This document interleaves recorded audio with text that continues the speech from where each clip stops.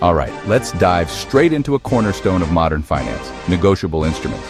Now I know it might sound a little textbook, but stick with me because understanding these can unlock a whole new layer to your business transactions and financial strategy. So, what exactly is a negotiable instrument? It's basically any written document that promises or orders the payment of a certain amount of money to a specific person, either immediately or on a set date. The best part? These documents are transferable, meaning you can hand them over to someone else and now they're the one who gets paid. Think of it as the financial world's version of a relay baton. Smooth, secure, and reliable for passing value down the line. These instruments are even more critical nowadays, especially since we moved away from paying in gold and silver coins after the big bankruptcy of 1933. Today, negotiable instruments are what keep the gears of commerce turning. Let's break down the main types you'll encounter. First, the promissory note. Imagine someone writes you a note saying, "Hey, I promise to pay you $10,000 in 6 months." That's a promissory note, a direct, unconditional promise to pay. Next, the bill of exchange. This one's a bit different. Here, it's not a promise, but an order.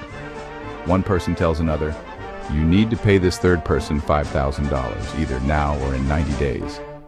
Bills of exchange are the backbone of international trade. Then, you have checks. Probably the most familiar.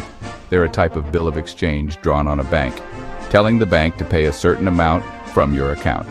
And finally, bearer instruments. These are payable to whoever holds them, no questions asked. All you need is possession.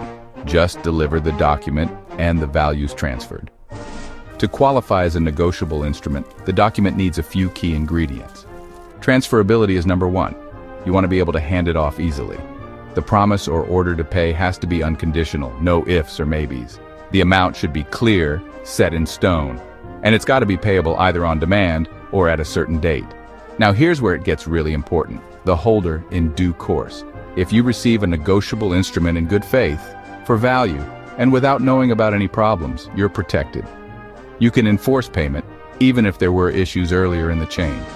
Negotiable instruments aren't just paperwork. They're the legal backbone of business transactions worldwide. They make trade possible, payment secure, and the flow of money predictable. So if you're in finance or you just want to understand the systems that move our economy, take the time to master negotiable instruments.